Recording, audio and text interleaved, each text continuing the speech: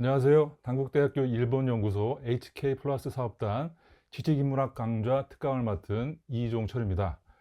저는 연세대학교 중국연구원에 소속이 되어 있고요. 제가 오늘 준비한 이야기는 진시황 이야기인데요. 부 제목으로 최초의 통일왕조를 세운 절대 카리스마라는 그런 제목을 붙여봤는데, 진시황 하면은 이제 중국을 이제 대표하는 그런 인물 중에 한 명이기도 하고, 그 다음에 저희 한국인들한테도 어느 정도 익숙한 그런 인물이기 때문에 많은 부분을 또 우리가 알고 있는 그런 인물인데, 그런 걸 포함해 가지고 진시황에 대해서 또 이제 새롭게 알게 되는 그런 이야기들, 그 다음에 이제 기존에 이제 우리가 이미 알고 있지만 조금 더 다른 시각으로 볼 수 있는 그런 부분들을 포함해서 그런 얘기들을 쭉 한번 진행을 해 보도록 하겠습니다. 예.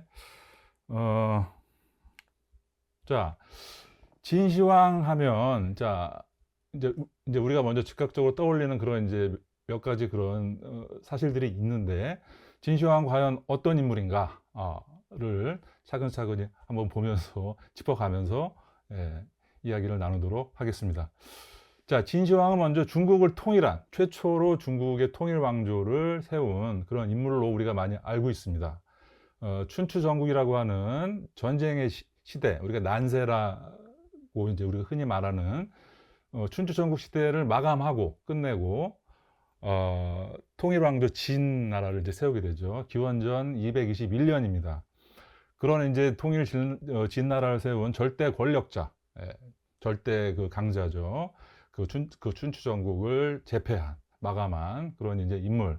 그리고 진시황, 시황제, 황제라는 호칭을 처음 이제 시작한 인물이죠. 그래서 진시황제 또는 진시황, 이렇게 우리가 많이 호칭을 하는데 그런 인물이죠.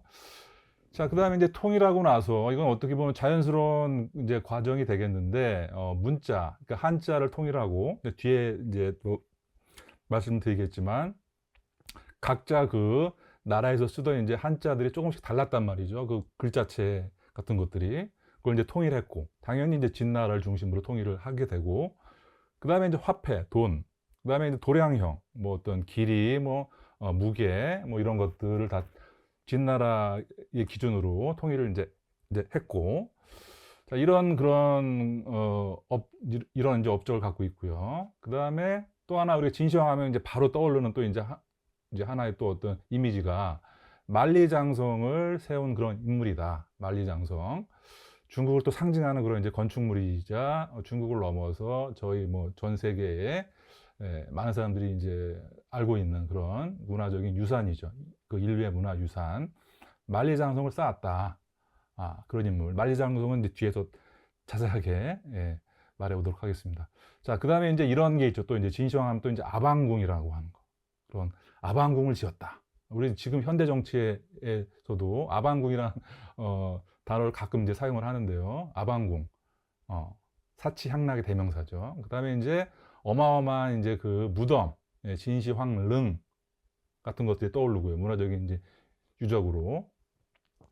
자, 그 다음에 또 하나 이제 진시황하면 어떤 공포 정치, 폭군의 이제 그런 이미지가 강한데, 그거를 이제 그 상징적으로 압축하는 그런 이제 뭐 성어기도 한데요.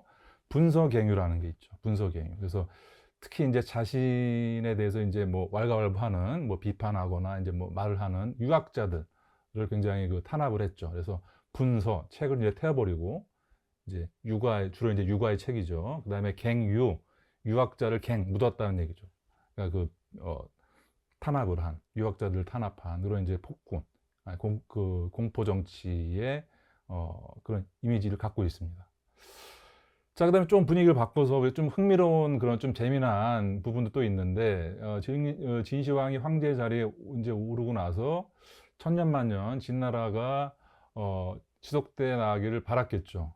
이제 그러면서 또 본인 스스로는 불로장생을 꿈꾸면서 막 불로초를 막 찾고, 그래서 이제 이것도 저희에 잘 알려져 있는 건데, 특히 이 부분은 저희 그 한국과도 연관이 돼 있습니다. 역사적으로. 무슨 얘기냐? 진시황이 이제 그 많은 그 도사들, 방사들을 옆에 두고 불로장생을 꿈꿀 때, 몇몇 그 도사들이, 삼신산에 가서, 불로초를 구해오겠다라고 해서 진시황한테 얘기를 해가지고 많이 이렇게 저기 떠나게 되죠. 이렇게 불로초를 구하러. 근데 그 중에 이 서복이라는 사람이 저희 제주도를 오게 됩니다. 예. 그때 이제 한라산이 이제 영주산이라고 하는 이름으로 이제 중국에서는 이제 불렸는데, 한라산에 가서 불로초를 찾겠다. 예. 그래서 이제 그 제주도를 온 기록이 있습니다. 그래서 지금 저희 제주도에도 서복 그 박물관이라는 데가 있고, 그 다음에 서복이 여기를 다녀갔다라고 하는 그런 이제 문구도 있고, 그 정방 그 폭포에. 그 다음에 서귀포라고 하는 명칭도 이 서복이 서쪽으로 돌아간 그 포구다라는 그런 데서 그 유래된 명칭이라고 또 전해지니까 저희하고도 굉장히 관련이 돼 있는 흥미로운 부분입니다. 예. 그러니까 중국인들이 저희 한국 여행지로 굉장히 그 제주도를 선호하는데, 아마도 그 제주도를 홍보할 때 그런 부분도, 그런 역사적인 부분도 아마 얘기하지 않을까라는 생각이 듭니다. 재미난 부분이고요. 자, 그다음에 이제 진시황이 중국을 통일하고 나서 자기의 어떤 업적, 이걸 막 이제 과시하기 위해서 공덕비를 막 세우고, 이건 뭐 그럴 수 있다고 봅니다. 그리고 무려 5차례나 전국을 순시합니다. 자기가 이제 그 곳곳을, 이건 뭐 그럴 수 있다라고 보는데, 보통 한 번 나가면은 뭐 며칠에 끝나는 게 아니죠. 몇 달, 1년 뭐 가까이 가는 그런 어떻게 보면 굉장히 강행군인데, 이것을 5번을 했다. 예. 굉장히 큰, 이거는 뭐 쉽지 않은 일인데. 자, 그런, 것도 생각이 나고요. 그 다음에 이제 살아서는 그런 절대 권력을 누리고, 그런 막강한 카리스마를, 떨쳤는데, 그 진시황의 죽음 부분을 이제 우리가 들여다보면 너무나 어떻게 보면 좀 황망하고, 허무하고, 순시 중에 이제 죽게 되는데요. 그리고 쓸쓸하고, 예, 그 냄새를 덮기 위해서 그 소금에 절인 생선을 덮어서 했다고 하는 그런 이제 그런 얘기들을 보면 참 허망한 느낌도 듭니다. 자, 그리고 주변 인물들, 특히 이제 큰아들 부소와의 관계도 우리가 좀 살펴봐야 될 부분인데요. 만약에 큰아들이 그 황위를 계승을 했다면 좀 아마 그 진나라의 역사는 좀 달라지지 않았을까라고 하는 생각을 해 보게 됩니다.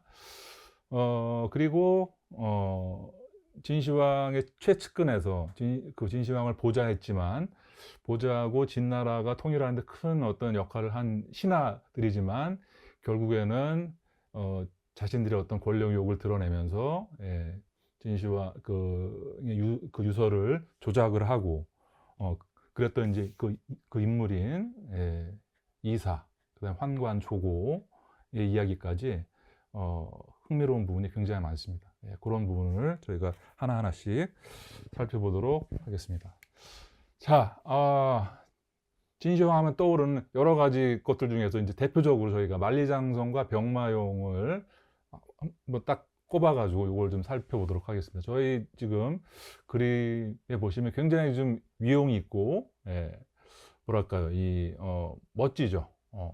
그래서 왼쪽에 있는 게 이제 만리장성이고, 그 다음에 이제 오른쪽에 있는 거는 이제 서안에 가면 꼭 이제 저희가 들리게 되는 유적지죠. 예, 진시황 병마용 갱이죠. 그래서 그 병마용이라고 하는 거는 진시황의 사후를 이제 대비하면서 만든 진시황릉을 보호하는 이제 그런 병사들을 이제 저렇게 흙으로 이렇게 만든, 예, 어마어마한 문화 유적이 되겠습니다. 저희가 이제 만리장성은 많은 저희 한국 분들도 이제 많이 가시는 곳인데, 저도 이제 한 너댓 번 정도 갔는데요. 저는 특히 개인적으로는 겨울에 가는 걸 좋아합니다. 왜냐하면 날씨 좋은 때는 사람이 너무 많아가지고, 뭐 사람이 치여가지고 저거를 잘 볼 수가 없는데, 추운 겨울에 만리장성에 올라가게 되면 아무도 별로 없고, 예, 만리장성의 진면목을, 저 어떤 위풍당당함을 아주 피부적으로 잘 느낄 수가 있어가지고 저는 이제 겨울에 가는 거를 좋아하고 추천드립니다. 또 이렇게 만리장성을 만약에 가신다고 하면 그리고 이제 만리장성은 이제 그런 생각이 듭니다. 그 모택동이 만리장성에 오르지 않으면 남자 대장부가 아니다. 그러니까 저기에 가서 이제 어떤 그 호연지기 뭐 이런 걸 좀 이렇게 느껴볼 수 있는 그런 게 좀 있는 것 같아요. 자, 그런데 뒤에서도 저희가 이제 말씀드리겠지만, 그 진나라가 몰락하게 되는, 그 진시황이 사후에 바로 진나라는 무너지게 되는데, 진나라가 이게 무너지는 어떤, 뭐랄까요. 그런 어떤 계기? 단초? 중에 하나도 이제 이 만리장성이라고 하는 이 무리한 어떻게 보면 이 공사, 엄청난 재정이 들어갔을 것이고, 사람들의 어떤 민심이 동요했을 것이고, 저게 이제 강제로 이렇게 증발해가지고 했던 저런 부분. 그러나 또 한편으로 보면, 그러니까 진시황이 이제 무리수를 둔 부분 중에 하나로 이제 우리가 만리장성을 많이 얘기를 하는데, 또 한편으로는 그 통일제국, 자기가 역사상 처음으로 통일된 이 진나라를 세운 어떤 황제로서의, 절대자로서의 어떤 권위, 위용, 이런 거를 상징하는 그런 건축물이었고, 그 다음에 북방의 이민족을 물론 막아냄과 동시에 어떻게 보면 그 전대와 차별되는, 그러니까 자신만의 어떤 통일 왕조를 세운 어떤 어떻게 보면 기준이랄까요? 뭐 어떤 그 정당성이랄까? 뭐 이런 어떤 명분, 이런 거를 더 강화시켜주는 그런 목적으로 다소 무리가 있었지만 저 만리장성을 쌓지 않았을까라는 생각을 또 해 보게 됩니다. 예. 그래서 저희 지금 2000 몇백 년 전에 이렇게 저기 한 거지만, 그게 중국을 이제 상징하는 또 건축물이 되고, 중국을 넘어서 이렇게 전 세계적인 그런 이제 건축물이 되고 뭐 어떤 문화 유적이 된 것도 그런 큰 의미가 있지 않나, 그런 면에서 하는 생각이 듭니다. 자, 병마용도 마찬가지입니다. 병마용도 좀 그런 맥락에서, 그리고 이제 저거를 저희가 실제로 가서 보게 되면 진짜 깜짝 놀라게 되는데, 저 수많은 그 병사들의 표정이 다 다르고 생동감이 뛰어나고, 예, 그런 어떤 의복이라든지 뭐 이런 어떤 기술력이 저게 과연 2200년 전에, 2000 몇백 년 전에 가능했을까? 불가사의하다. 이런 마음을 들게끔 하는 그런 건데, 그것도 역시 그런 같은 맥락에서 진시황의 어떤 그런 자신의 어떤 권위라든지 뭐 이런 위용 같은 것들을 좀 드러내는 그런 부분이 아니었을까라는 생각을 해보게 됩니다. 자, 그리고 진시황이 남긴 유적, 지금 만리장성 말씀드렸고 병마용 말씀드렸는데, 자, 우리가 이제 흔히 이렇게 얘기를 하죠. 북방의 이민족의 침입을 막기 위해서 만리장성을 쌓았다. 그런데 결과적으로 이것은 무리한 공사, 그 다음에 민심, 안 그래도 지금 막 여러 그 나라들 멸망시키고 새 그 왕조를 이제 건국을 한 뒤에는 얼마나 많은 사람들이 그 상처와 어떤 불만과 원수지간의 어떤 그 원한이 컸을 텐데, 그것을 좀 이렇게 좀 달래고 진정시키고 이런 게 필요했을 텐데, 너무 좀 무리하게 이런 큰 공사를 벌린 게 어떤 패착이 아니었나라고도 이제 볼 수가 있죠. 그리고 그건 또 팩트고, 그래서 많은 그런 이제 사람들이 어떤 불만을 갖게 되고, 특히 그것을 상징하는 게 바로 맹강려 고사인데, 맹강려 고사 이제 뒤에도 제가 잠깐 설명을 하겠지만, 신혼의 부부가, 남편이 이 만리장성 축조에 이제 강제 징발이 된 거예요. 근데 가가지고 돌아오지 않는 거죠. 언제 돌아올지 모르고. 그 부인이 기다리다가 못해 남편을 찾으러 갔는데, 찾아서 물어서 가보니 남편은 그냥 공사하다가 그냥 사고든 아무튼 죽어가지고 그냥 무덤도 없이 그냥 만리장성 밑에 그냥 묻은 거죠. 그런 일이 했을 거예요. 지금 우리가 사진을 봐도 그렇고 아무것도 없잖아요. 그 허허 벌판에 가서 그 산에 가서 저런 이제 무리한 공사를 이제 하면서 죽는 사람들, 다치는 사람들이 뭐 부지기수였을 텐데 여기에 뭐 역사적인 기록에는 30만 명이 동원됐다고 얘기를 하니까 얼마나 많은 사람들이 다치거나 죽거나 이제 그런 수험을 해보니까 남편이 죽었다. 너무 슬프고 원망스러워서 맹강녀가 그 자리에서 울고 그 슬퍼하는 것을 하늘에서 이제 감명을 받아서 남편이 죽은 거기에서 남편이 이렇게 발견됐다. 뭐 그런 얘기인데 또는 뭐 되살아났다라고 하는 전설도 있고요. 예. 근데 이게 어떤 진시황의 어떤 폭정을, 예, 그런 어떤 무리한 공사를 상징하는 그런 이야기이기도 하죠. 그래서 이제 그런 어떤 부분, 우리가 진시황을 좀 비판할 때, 특히 이제 뒤에 유학자들이 이제 이제 그런 기록을 많이 하게 되겠지만, 대표적인 그런 고사입니다. 중국의 4대 민간 고사에 들어가는데 그 중에 하나가 이제 만리장성과 관련돼 있다. 예.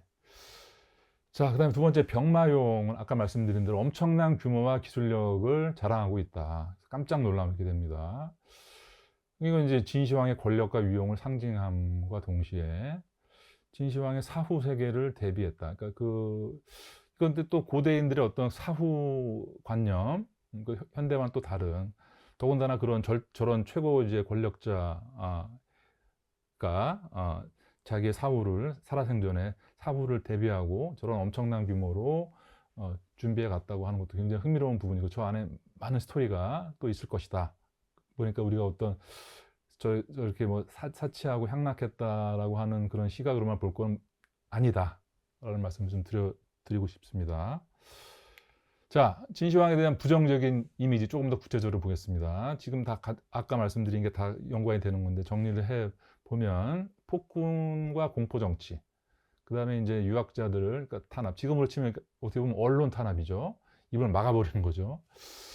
근데 우리가 진시황 하면은 그 좀 부정적인 이미지가 이제 먼저 떠오르는 게 또 사실입니다. 그런 어떤 공포 정치라든지 탄압, 무리한 어떤 그런 공사, 그 다음에 미신에 뭐 탐닉해가지고 뭐 불로초를 찾는다든 뭐 이런 비이성적인 행동, 이런 게 분명히 있긴 한데 이거는 우리가 또 한편으로 생각해 보면 말이죠. 분서갱유를 당한 유학자들이 진시황에 대해서 얼마나 불만이 많았겠어요.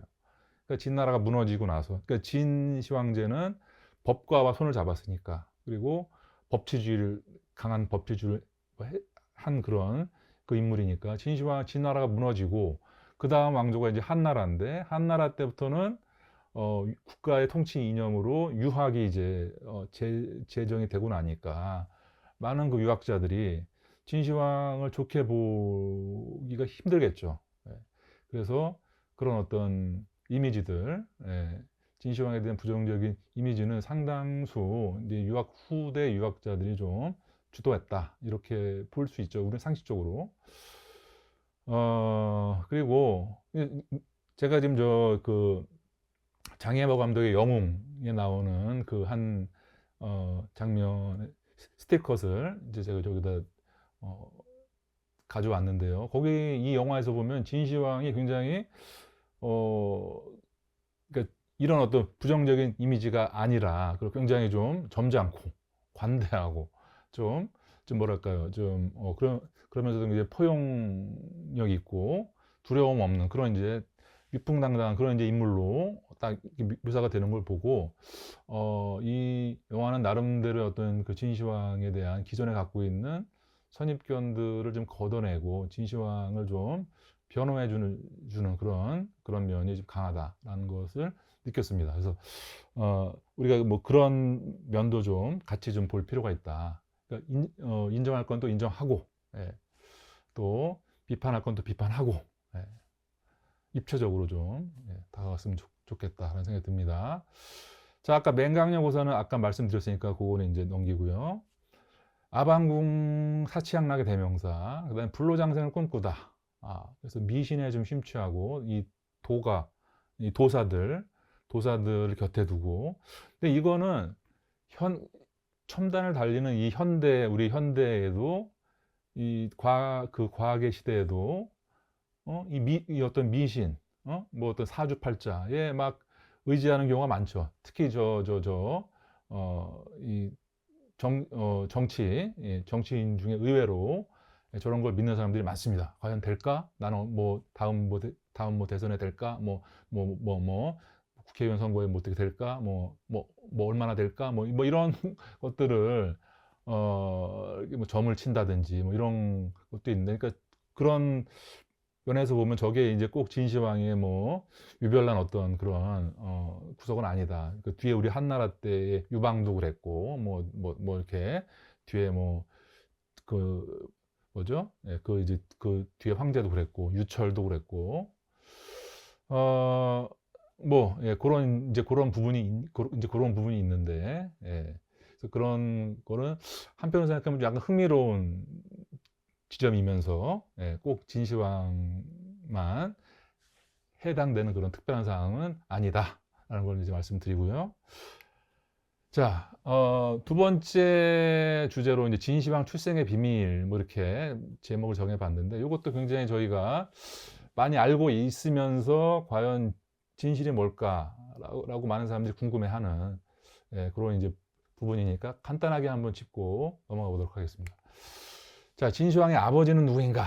예, 아버지는 누구인가에 대해서 많은 그런 이야기가 있는데, 뭐 저희가 지금 후대 사람으로서 A다 B다 이렇게 딱 단정을 짓기는 어려운 것 같아요. 예, 어려운 것 같고, 이런 의견이 있고, 물론 역사서에도 물론 기록이 돼 있지만 그게 팩트일까는 우리가 뭐 100% 확신할 수는 없을 것 같습니다.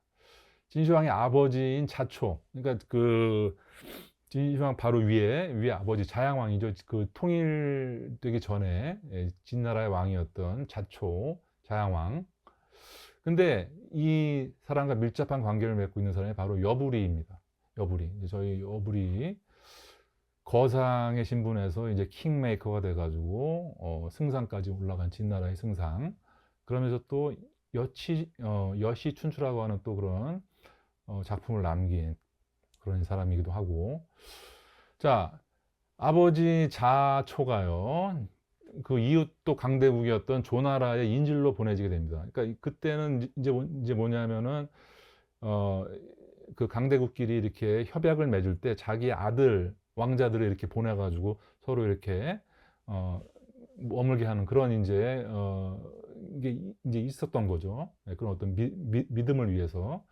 그래서 이제 조나라에 보내지게 되는데, 그때 조나라에 있던 이 거상이죠, 이 여부리, 그러니까 그 세상 돌아가는 걸 꿰뚫고 있는 거죠. 예, 그 비즈니스맨, 예, 거상, 큰 이제 부자가 자초를 알아보고 그를 물심양면으로 지원하게 되는 겁니다. 이 사람이 분명히 이제 진나라 다음 뭐 왕이 될 사람이고 내가 그렇게 되게 만들겠다. 예, 이렇게 해서 지원하는데, 심지어는 자기의 애첩이었던 이 조희라고 하는 이제 미인이었겠죠. 조희도 결과적으로는, 예, 시간 관계상 빨리 가겠습니다. 이 조희도 자초에게 주게 되는 거죠. 예.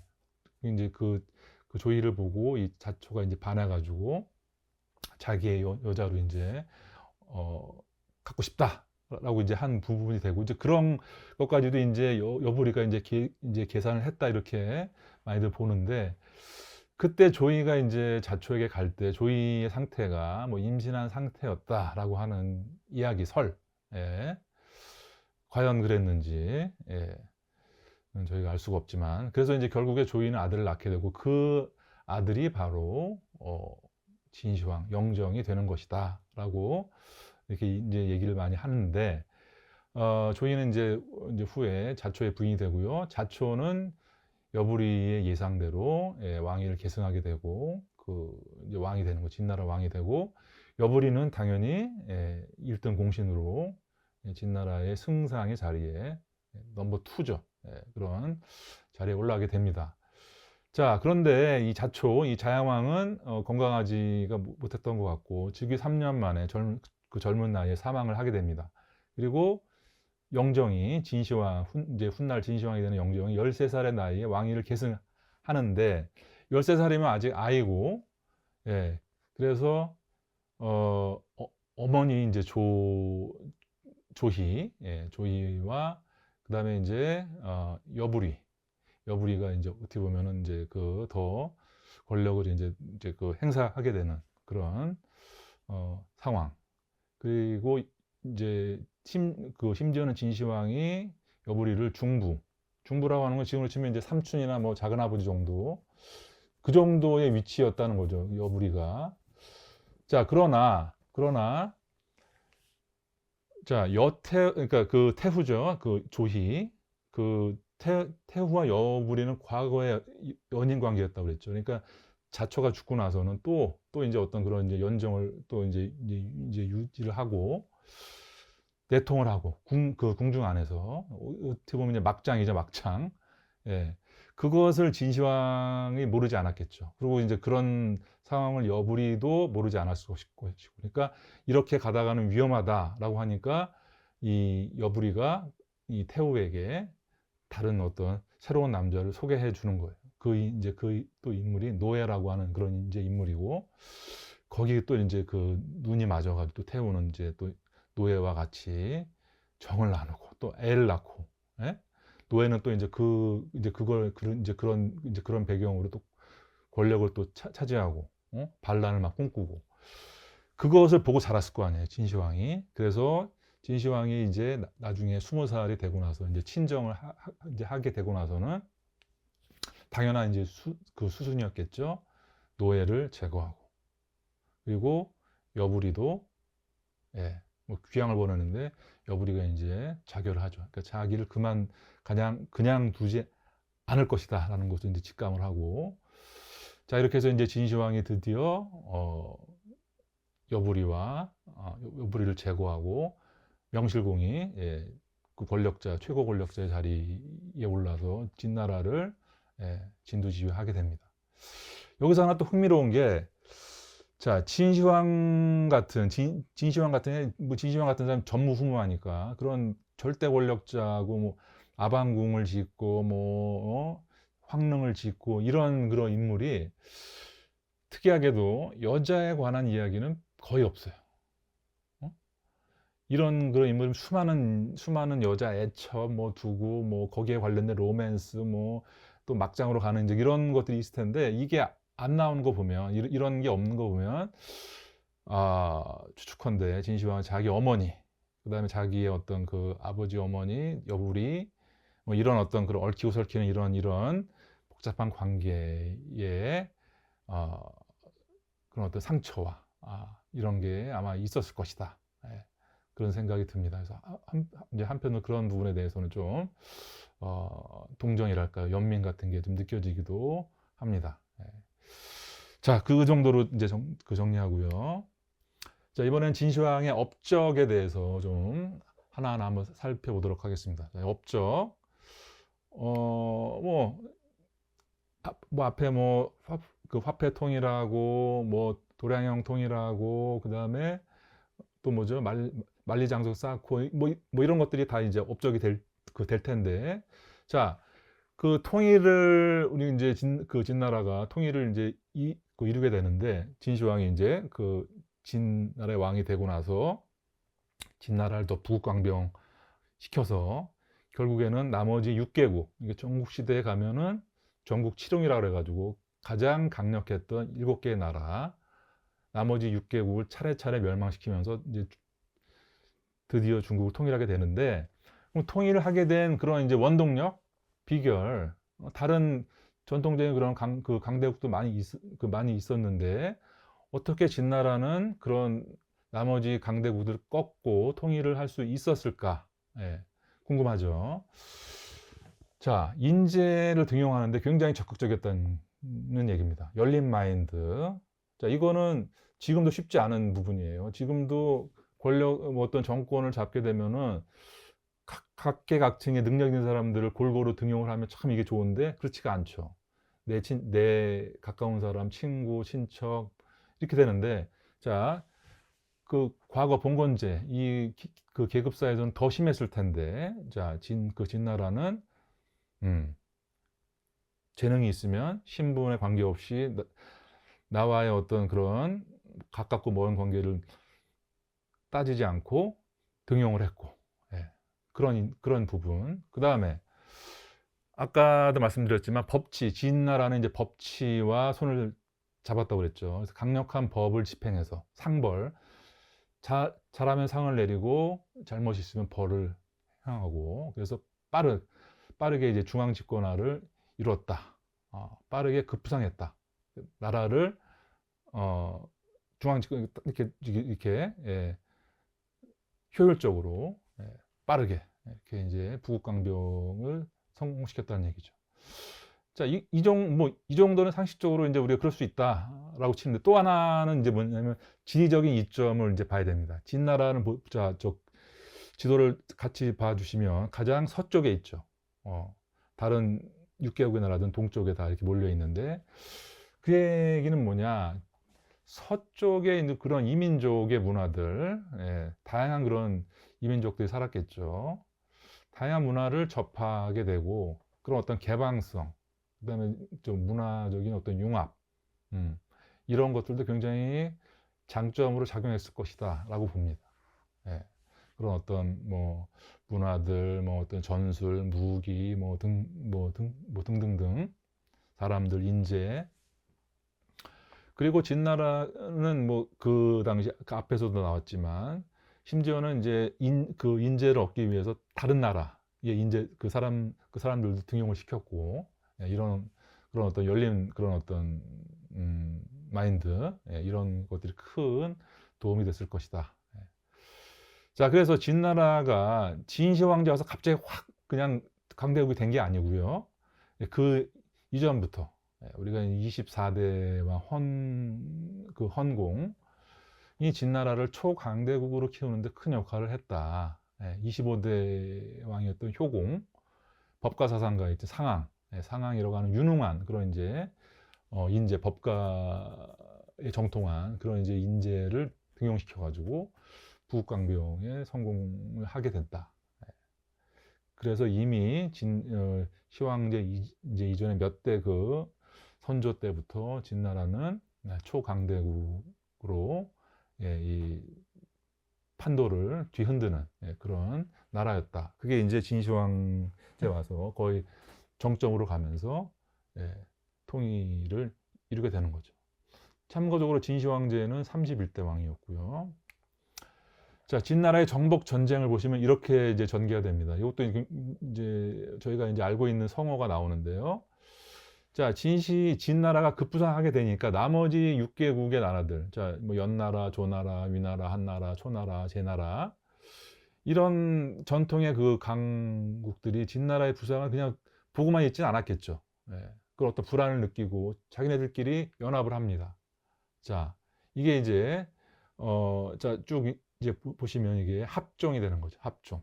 예, 합종. 서로 이제 연합해서 같이 진나라를 막아내자. 그러면 또 진나라는 또 어떻게 했느냐? 각각의 나라들과 화친을 맺는 거죠. 야, 니네는 내가 그냥 니네 나라만은 내가 봐줄게. 잘 지내보자라는 식으로 해가지고 또 그걸 이제 깨 나가는 거죠. 이게 여기서 나온 성어가 바로 합종연행이 되는 거죠. 합종연행. 자, 이렇게 해서 기원전 230년에 한나라 정복을 시작으로 기원전 224년 강대국 진과 어떻게 보면 진나라와 가장 끈질기게 전쟁을 벌이면서 강력하게 대응했던 나라가 남쪽에 있던 초나라였죠. 초나라도 엄청난 그런 대국이었는데, 그래서 이제 뒤에 이제 유방의 항우, 서초패왕 항우, 그 이제 초나라의 귀족들이 어떤 장수 집안들이 제일 강하게 먼저 들고 일어나는 것도, 예, 그런 그 아주 앙숙, 예, 그런 이제 강대국으로서의 라이벌, 그게 굉장히 강했던 거죠. 자, 마지막으로 가장 멀리 있던 지금의 이제 산동성이죠. 예, 제나라를 정복하면서 기원전 221년에 이 통일을 완성하게 되는 겁니다. 예, 진나라의 정복 전쟁, 이런 이제 그런 과정을 거쳤다. 예, 저 중간중간에 보이는 게 뭐 성 같은 것인데 이제 그걸 이제 또 이어가지고 이제 만리장성을 쌓게 된 거죠. 자, 문자 통일 첫 번째 이제 문자의 개혁입니다. 이건 이제 저희 또 한자에 관련해 가지고 많은 이제 또 이제 공부하게 되는 부분인데요. 당연히 진나라를 중심으로 문자의 통일이 이루어졌겠죠. 이게 중국 한자의 역사상 첫 번째 최초의 문자 개혁, 한자 개혁인데 7개국 전국 7홍의 7개의 나라에서 조금씩 이제 글자들이 달랐다는 거예요. 같은 한자를 쓰지만 모양이 다르고, 예, 제각각인 그런 이제 한자를 진나라가 진시황이 문자를 통일하고 나서 이제 뭐 이사의 주도하에 이사의 주도하에 이제 그 문자를 통일하게 되는데 보시면 저 갑골문부터 쭉 이렇게 정리해 놨는데요. 뭐 날일, 달월, 그다음에 수레차, 말마.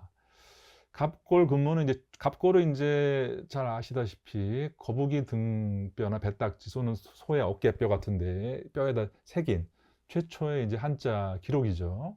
한 3,300년 전이고요. 그 다음에 이제 근무는 이제 주나라 때, 춘추전국 시대에. 그 다음에 이제 소전이 진시황이 이제 진이 중국을 통일하고 나서 이제 글자를 통일한 그런 이제 자체가 되는데 보시면 갑골 근문까지는 사형성이 꽤 남아 있습니다. 문자 그림 같은 그 회화성이. 그러나 소전, 그러니까 그 진나라 때부터 보시면 지금 저희가 쓰고 있는 한자와 많이 근접하죠. 예, 날일, 달월. 물론 약간은 이제 그런 회화적인 부분이 좀 있지만, 예, 갑골 근문에 비해서는 상당히 예, 더 예, 지금의 한자와 비슷하다. 자, 그래서 대전은 통일되기 전에 진나라에서 사용하던 한자. 그 다음에 육국문자는 진나라를 제외한 나머지 6개의 나라의 문자는 그냥 통합해가지고 그냥 통칭해서 부르는 거죠. 역사는 우리가 승자에 대한 기록이잖아요. 그래서 진나라가 이제 그 기준이 돼서 예, 글자가 이제 통일이 되는 거죠. 대전을 기초로 해서 소전을 완성하게 된다. 자, 그 다음에 여기서 이제 또 하나 저희가 재미난 어떤 성어가 형석양서라고 하는 그런 이제 그 성어가 있는데요. 형은 이제 잰다는 얘기고 석은 돌석, 그 다음에 그 양도 역시 가늠한다. 양을 이제 잰다. 책, 문건. 무슨 얘기냐? 진시황이 우리가 이제 진시황은 절대 권력자니까 그냥 뭐 이렇게 뭐 통일하고 나서는 그냥 뭐 맨날 그냥 이렇게 놀고 그냥 뭐 할 것 같지만 그게 아니고 모든 걸 자기가 다 챙겨가 문건 같은 것들, 안건, 예, 그걸 다 그날 볼 거를 이제 정해놓고 그게 안 끝나면은 잠을 안 자고 끝날 때까지, 예, 워커홀릭이었다. 지금의 어떤 그 기준으로 보면, 예. 그래서 그런 어떤 꼼꼼한 완벽주의 같은 것도 저희가 진시황한테 저런 면이 있나? 그건 또 이제 한편으로 생각해 보면은 남을 믿지 못하는 거죠. 남을 믿지 못하고 자기가 다 모든 거를 체크해야 되고 하는. 참 외로웠을 것 같아요. 뭐랄까요. 절대 권력이라고 얘기하지만, 어떤 암살에 대한 위험에 늘 노출돼 있었고, 그 다음에 전국 곳곳에서 또 이제 언제 어떤 반란이 나올 수도 있고, 위에는 또 북방의 어떤 흉노적이니 뭐냐가 또 내려올 수도 있고, 그러니까 통일 그 제국의 어떤 최고 그 권력자였지만 늘 불안하고 늘 예, 그런 외롭고 예, 이런 게 존재했을 것이다. 예, 양면이죠. 자, 진시황 암살 시도로 바로 가보겠습니다. 자, 영화 영웅도 이제 바로 이제 그런 얘기죠. 저 이연걸이, 예, 진시황을 죽이기 위해서 떠나는 그런 이야기. 이 역사적인 이제 팩트인데, 이게 바로 이제 진시황이 이제 암살 시도 여러 번이 있는데, 이제 제일 이제 그 유명한 것이 바로 형가, 그 다음에 장량. 장량은 뒤에 저희 초안지에 나오는 유방을 도와서 유방이 한 나라를 세우게끔 만든 킹메이커 역할을 하는 책사, 장량이죠. 예, 자방, 장량. 그 다음에 형가의 친구인 고점리가 대표적인데, 형가부터 그 짧게 지금 시간 관계상, 예, 길게 나가고 싶어도 지금 정리해야 될 것 같습니다. 자, 이연걸이 분했던 그런 이제 형가라고 하는 인물은 협기액인데, 연나라 태자의 부탁을 받고, 연나라, 그러니까 진나라에 의해서 멸망되는 그 연나라 태자 그 왕자의 부탁을 받고 진시황 암살에 나서는 그런 이제 인물이죠. 협계. 그러나 결국에는 결과적으로는 암살에 실패하고 칼을 이제 던지지만 칼을 이제 비껴나고 죽음을 맞게 되는 그런 이제 인물인데, 죽어가면서까지 진시황을 비판했던, 그러니까 그 일가를 알렸던 그런 이제 인물인데, 역사에 길이 남는 그런 이제 역사서에도 이제 기록이 돼 있는. 근데 이제 영웅이라고 하는 영화는 그 중국인이라고 하면 누구나 아는 이제 고사인데, 그것을 비틀어 가지고 그렇게 갔지만 결국에는 암살을 포기하고 진시황한테 통일을 부탁하는 그런 이제 결말로 가는데, 자, 아무튼 예, 형가라고 하는 이제 인물이 있었고요. 장량도 원래는 이제 귀족 출신인데, 이제 진시황을 이제 죽이기 위해서 자기의 모든 재산을 이제 팔아 처분해가지고 진시황 암살을 시도를 하는데 실패했고, 예, 이제 쫓기는 그런 신세가 되니까 이름을 바꾸고 신분을 바꿔서, 예, 숨어 있다가 나중에 이제 유방한테 가서, 예, 그런 이제 역할을 하는 사람이고요.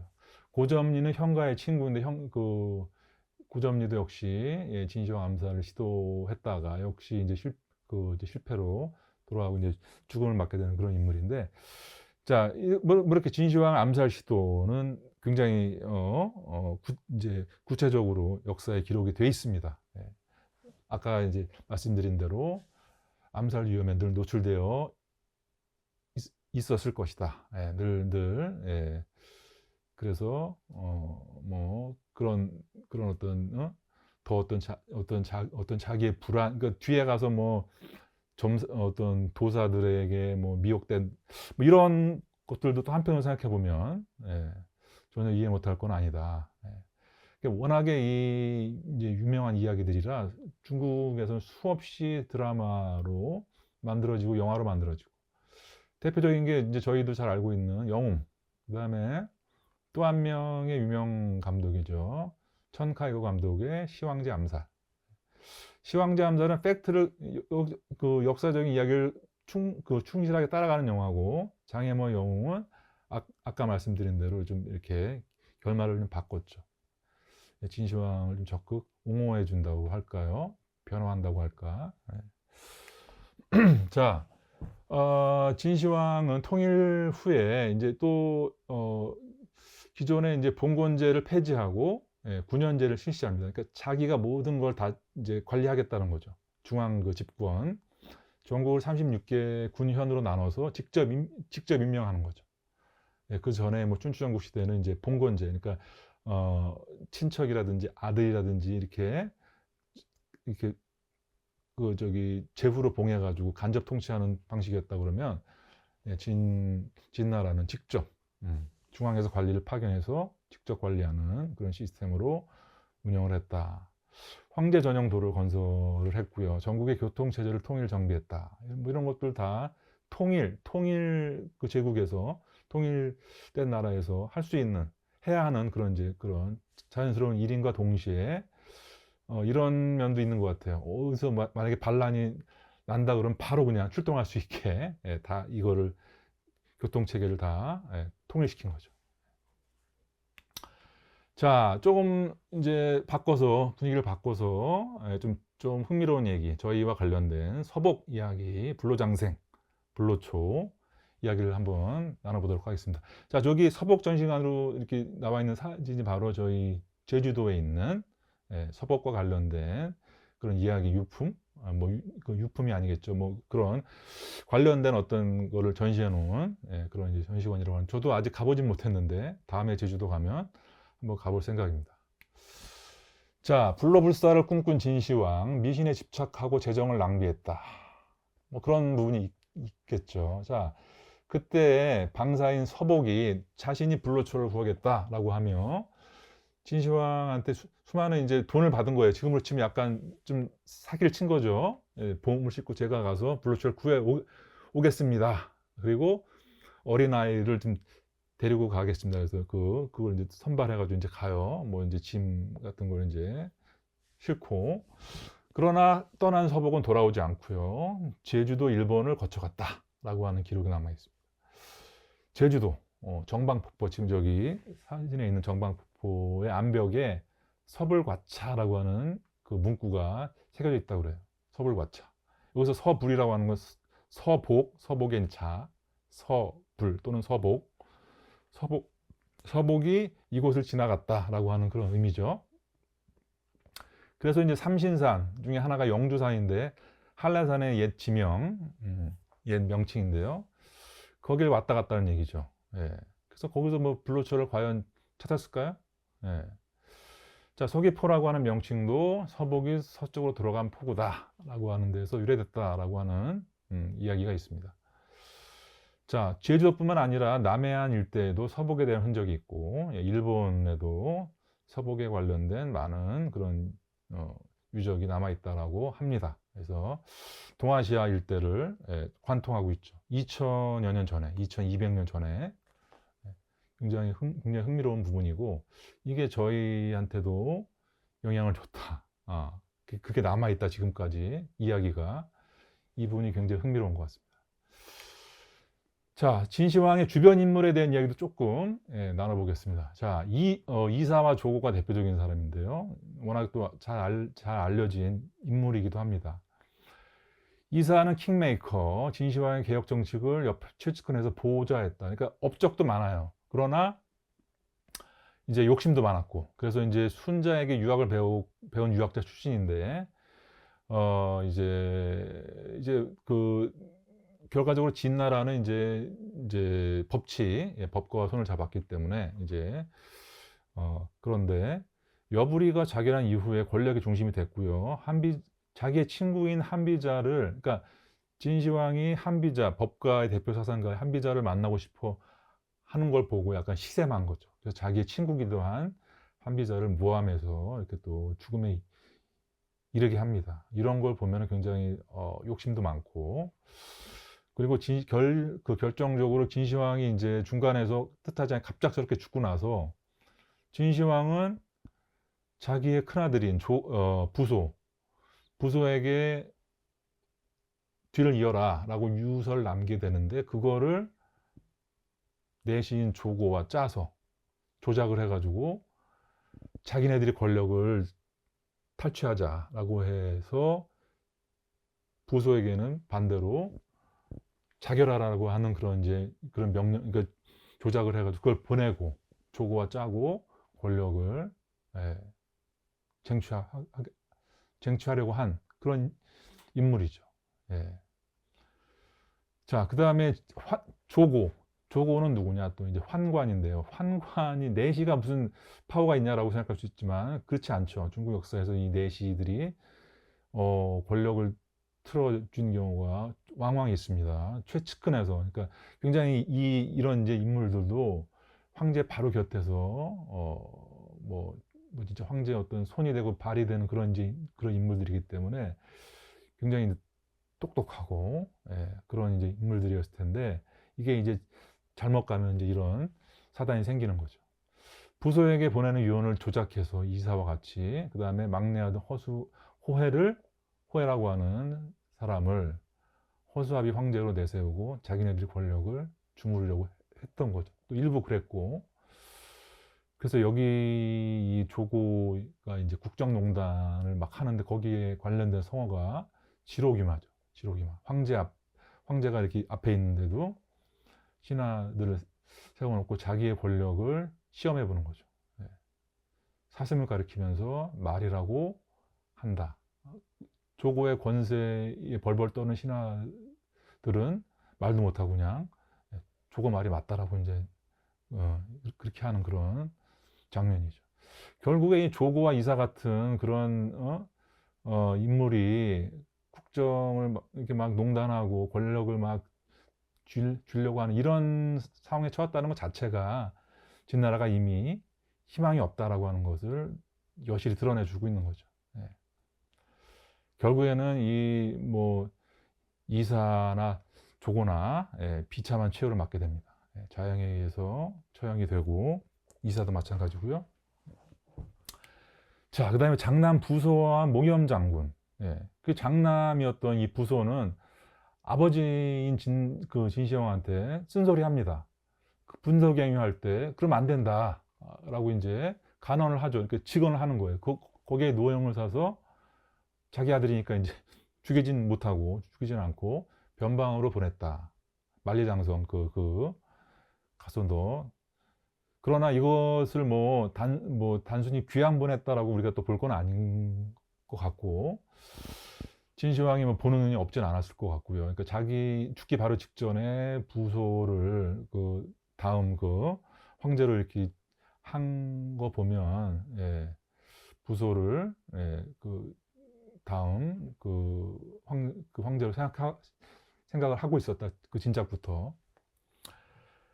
이것을 이제 아까 얘기한 대로 진시황이 순시 중에 갑작스럽게 죽게 되고, 그것을 조고와 이사가 진시황의 죽음을 유서를 은폐 조작해 가지고 부소에게는 반대로 자결을 명하는 그런 서신을 보내게 되는 건데, 그때 같이 부소와 같이 변방에서 같이 만리장성 인근에 만리장성 쪽에서 그 변방을 지키던 진나라에 또 큰 공을 했던 이 몽염이라고 하는 장수는 이게 뭔가 잘못됐다, 이건 아니다라고 의심을 하고 부소를 말리기도 하는데, 부소는 그냥 그 명을 받아들이고 자살을 하게 됩니다. 몽염도 그 후에 어떤 그걸 이제 염려한 이사와 조고에 의해서 또 죽임을 당하게 되는데, 만약에 역사의 만약이라고 하는 건 없지만, 만약에 부소가 그대로 자기 아버지 진시황의 유지대로 뒤를 이어받아서 황제가 됐다면, 진나라를 이어받았다면 아마도 달라졌을 것이다 라고 많은 사람들이 안타까워하는 부분입니다. 이 부소. 몽염도 진의 통일에 크게 기여한 장수고, 진시황의 총애를 받았다. 30만 대군을 이끌고 변방을 방어하면서 만리장성 축조의 임무를 담당했다. 그러나 조고에 의해서 억울한 죽임을 당하게 됩니다. 그 싹을 없애버리는 거죠. 자기네들이 그 나쁜 짓을 하고. 자, 이렇게 해서 진나라는 기울게 되는데, 진시황 사후에 바로 그냥 무너지게 되죠. 호해, 2대 황제는 그냥 허수아비였고, 그 다음에 그때쯤 되면 벌써 이제 전국에서 타도 진나라를 외치면서 들고 일어나고요. 마지막 3대 자영은 황제라는 명칭을 쓰기도 민망한, 그런 이제 거의 이제 멸망에 가는 그런 이제 수순에 있었다. 결국에 이제 이걸 이제 정리해 보면, 만리장성도 무리한 공사였고, 이제 민심이 들끓었고, 맹강려 고사에서 드러나듯이, 그다음에 분서갱유로 해서 이제 어떤 그런 탄압과 공포 정치, 이것도 이제 문제가 있었고, 그다음에 만리장성이라는 아방궁, 진시황릉, 국가재정은 계속 바닥났을 것이고, 황제는 자기의 불로불사를 꿈꾸면서 어떤 미신에 빠져서 어떤 그런 좀 소홀히 했을 수 있고, 이렇게 되니까 이제 여기저기서 이제 그런 유언 비어들이 나오고, 진시황은 또 허망하게 순행 중에 또 사망하게 되고, 이렇게 해서 이제 진나라는 무너지게 되고요. 천년만년을 꿈꾸면서, 예, 시황제, 영원을 이제 꿈꿨던 제국은 바로, 예, 십몇 년 만에 무너지게 됩니다. 예. 자, 그래도 우리가 진나라, 우리가 지금의 중국의 차이나라고 하는 것도, 이 명칭도 진, 예, 이제 중국어로는 뭐 친이라고 하지만, 여기서 이제 비롯됐다고 하는 것도 잘 알려져 있는 얘기고, 진나라는 짧게 무너졌지만, 진, 통일 그 진나라가 갖는 어떤 상징성, 예, 그 다음에 어떤 그런 위용, 업적, 뭐 이런 것들을 우리가 분명히 평가를 해야 한다. 그리고 그것을 주도했던 진시황이라고 하는 인물에 대해서도 우리가 좀 입체적으로, 예, 저희가 이제 처음에 시작하는 어떤 그런 목적이 이제 그런 거였죠. 진시황을 조금 더 입체적으로 이런 면 저런 면을 좀 이렇게 다양하게 좀 봤으면 좋겠다, 예, 라고 하는 것이 이제 목적이었습니다. 자, 진시황이 더 이제 궁금하다. 진시황은 늘 그래서 저희한테도 호기심을 자아내고 이미 어느 정도 알고 있지만 또 새롭게 한번 바라볼 수 있는, 바라볼 필요가 있는 그런 이제 인물이고, 중국에서도 마찬가지고 수많은 영화, 드라마, 다큐, 진시황 관련 뭐 서적들, 영화들, 예, 그들이 계속해서 만들어지고 있다. 저희 나라에서 나온 수많은 뭐 그 책들 중에서 제가 좀 인상적으로 좀 봤던 거 한 두 권 정도만 제가 꼽아봤는데요. 한 십 몇 년 전에 나왔던 이제 진시황 프로젝트라고 하는 이제 소설이 있습니다. 이거는 이제 그 한국에서 벌어진 그 어떤 살인 사건을 중심으로 한국, 중국, 일본에 펼쳐지는 뭐랄까요, 뭐 그런 이제 이야기인데, 그런 이제 그걸 진시황이라고 하는 그런 이제 인물을 모티브 삼아가지고 한 그런 부분이 굉장히 이제 흥미로웠고, 그 다음에 유명 작가죠. 장정일 작가가 한 20여 년 전에 썼던 그런 이제 독특한, 뭐랄까요, 이것도 이제 소설이라고 볼 수 있는데, 중국에서 온 편지라는 작품이 있는데, 이건 아까 저희가 안타깝게 좀 봤던 진시황의 큰아들, 예, 부소의 시점에서 아버지에게 이제 하는 이야기, 그 다음에 이제 부소의 그 입장에서 자기의 어떤 그런 내면을 좀 이렇게 드러낸 그런 굉장히 좀 흥미로운, 또 어떤 역사에서 뭐 가정은 없지만, 예, 그런 거라 굉장히 흥미롭게 봤던 기억이 있습니다. 그래서 요거를 제가 두 권을 좀 이렇게 골라봤고요. 이 외에도 수많은 그런 뭐 소설도 있고, 소설 뭐 만리장성, 무슨 뭐 소설 진시황, 중국과 한국에서 나온 수많은 책, 예, 영상들, 다큐들, 재미난 것들이 굉장히 많습니다. 그래서 이번 요걸 통해서 진시황에 대해서 어떤 관심과 흥미가 생기셨다면, 예, 많은 그런 자료들이 있으니까 한번 살펴보면 더